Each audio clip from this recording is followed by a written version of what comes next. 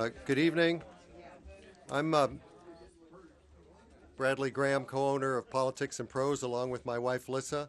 And on behalf of the entire store staff, I'd like to welcome you this evening. This is the first author talk of the new year for us, and it marks the resumption of our regular author events, which were suspended for a few weeks during the holiday season. As you can see from the overcrowding this evening, we did not have a chance to grow the store over the holidays, but we are considering all kinds of options. But we're really delighted to have such a large audience here tonight for this first event of January. The holiday season, I might just say a word about that. It was really very encouraging for us, particularly as new owners. We had sales well in excess of the previous December, and that's been true of a number of independent bookstores around the country.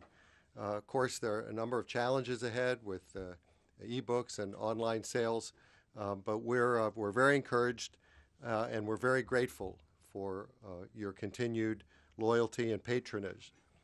We're also quite delighted this evening to be able to present Thomas Frank and his new book, Pity the Billionaire. The book's subtitle is The Hard Times Swindle and the Unlikely Comeback of the Right.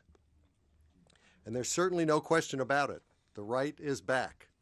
As unlikely as that may have seemed back in November 2008 when Barack Obama was elected and Democrats obtained control of both houses of Congress.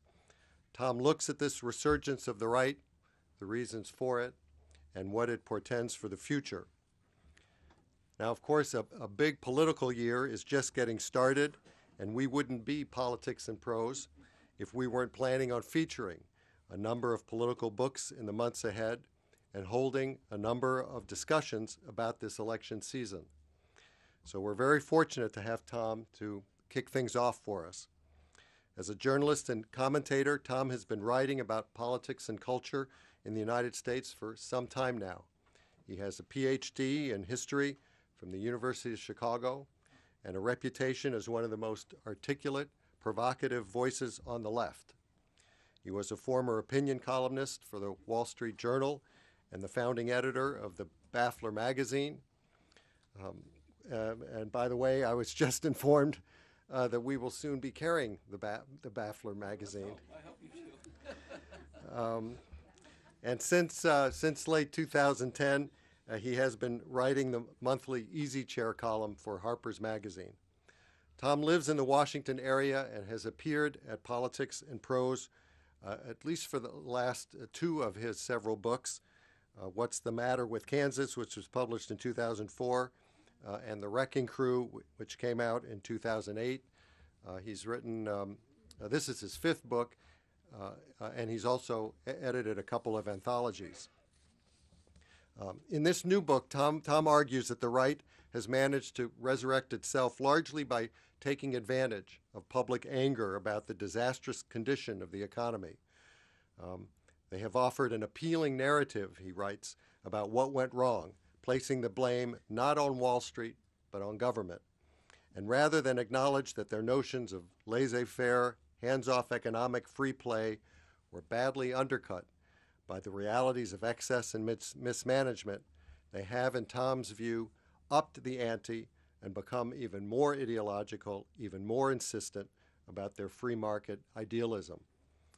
This idea that at a time of economic collapse brought on by financial irresponsibility and lax regulation, people should embrace the notion of free markets even more blindly strikes Tom as outrageous.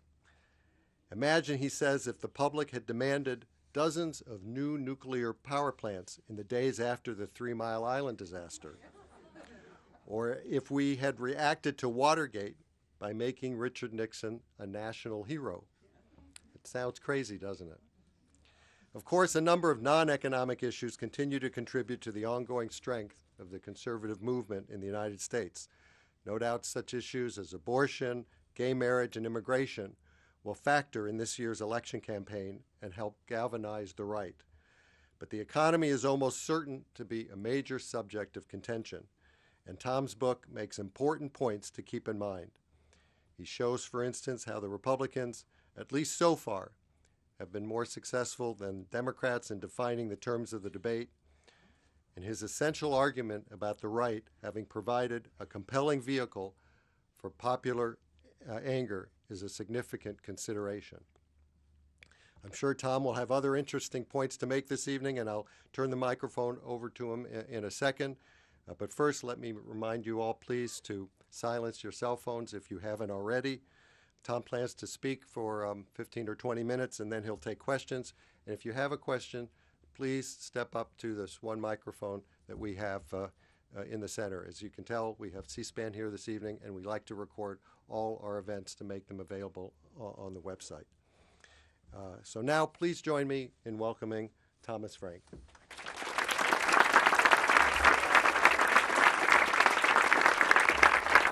So the first thing I want to say is that, that was very kind of Brad to say all those things, but we have to also remember independent bookstores like Politics and Prose. Speaking as an author, these kind of places are absolutely essential to the literary life of this nation. And it's a great thing that Brad is keeping this place going, and and let's hope it goes for a long, long, long time. So, water, awesome. I hope it's not fizzy. Okay, so let's get our cell phones off. And so what I came here to talk about tonight was the confused era that we're living in. This time when Americans are rising up against imaginary threats and rallying to economic theories that they understand only in the gauziest terms.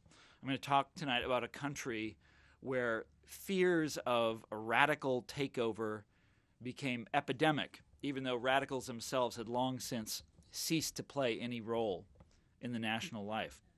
A country where ideological nightmares conjured up by TV entertainers came to seem more vivid and more compelling than the contents of the news pages.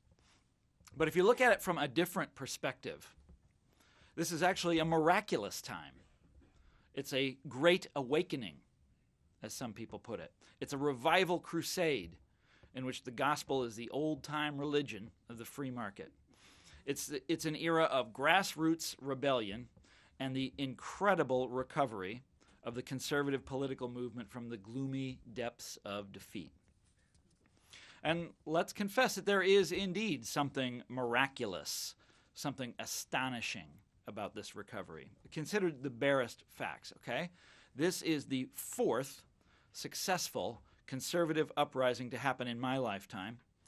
Each one of them all a puff with populist bluster, each one standing slightly rightward of its predecessor, and each one helping to compose another chapter in the historical epic that I used to call the Great Backlash, and that others called the Age of Reagan, or the Age of Greed, or the Conservative Ascendancy, or the Washington Consensus.